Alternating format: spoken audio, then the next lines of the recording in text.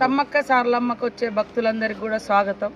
మరి అనాదిగా మనము జంపన్న వాగులో స్నానాలు చేసి తర్వాత దేవునికి సమ్మక్కకు సారలమ్మకు గోవిందరాజు పగడిద్దరాజులకు కానుకలు చెల్లించుకోవడం అనేది మన ఆచారం, అనాదిగా వస్తున్నటువంటి సాంప్రదాయం.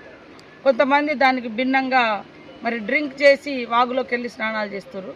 దయచేసి అది చాలా ప్రమాదకరము. మరి వాగు పెరుగుతూ ఉంటుంది, నీళ్లు కూడా మరి ఎక్కువ ఉన్నప్పుడు మీరు అందులో దిగి ఇబ్బంది పడుతూ ఉంటారు. అక్కడక్కడ గుంతలు కూడా ఉంటాయి వాగులో, కాబట్టి అది ప్రమాదకరం.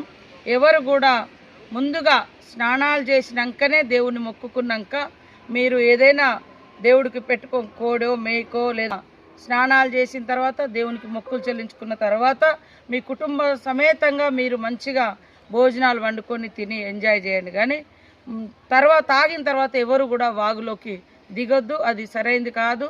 ముందస్తు స్నానాలు చేయడమే మన ఆచారము. అదేవిధంగా పిల్లల్ని కూడా ఒంటరిగా వదిలిపెట్టొద్దు. వాగులో, జంపన్న వాగులో మీరు దగ్గరుండి స్నానాలు చేయండి. ఇది మంచిది, మీకు కూడా బాగుంటుంది. మీరు అందరూ కూడా సంతోషంగా దేవుణ్ణి దర్శనం చేసుకొని మరి మొక్కులు చెల్లించుకొని మీరు తిరిగి ఇంటికి వెళ్ళేంత వరకు కూడా మీరు సంతోషంగా ఉండాలి. మళ్ళీ 2 ఏళ్ళ తర్వాత మీ కుటుంబ సమేతంగా వచ్చే విధంగా ఉండాలనేది మా అందరి ఆలోచన. కాబట్టి ఎవరు కూడా తాగి జంపన్న వాగులోకి దిగొద్దు, పిల్లల్ని ఒంటరిగా వాగులోకి వదిలిపెట్టొద్దు. ప్రాణాపాయం ఏర్పడుతుంటాయి. మీరు జాగ్రత్తగా ఉండాలని మీ అందరికీ కోరుతాము.